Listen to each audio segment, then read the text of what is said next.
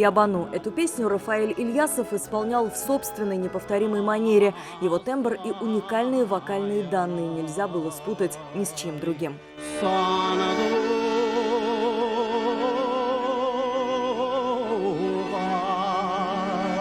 Сегодня народного артиста проводили в последний путь. Он родился в селе Дрожжановского района. После школы – Казанское музыкальное училище и оркестровый факультет консерватории. Он особым был. Его порядочность, его отношение к нам. У тебя большие радости, а ты хочешь радоваться с кем-то.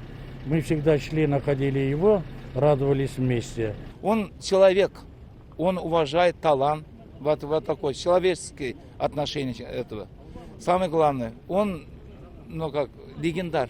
Он выступал на самых разных сценах, в том числе в составе оркестра Пермского театра оперы и балета. Более полувека жизни посвятил работе на радио «Татарстан». Сейчас музыкальный фонд радио – это 50 тысяч песен. Их львиная доля прошла через его руки и его профессиональный слух.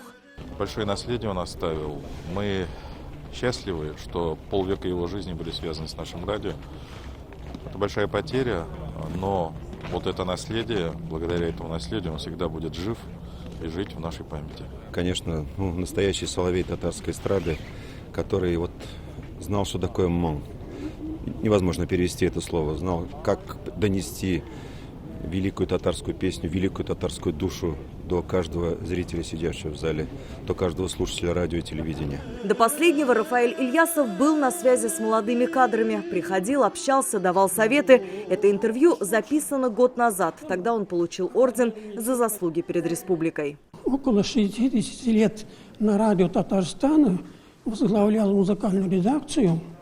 И мне приходилось работать с людьми, которые что-то стоили в истории республики, в истории искусства. Похоронили Рафаэля Ильясова на мусульманском кладбище в столице.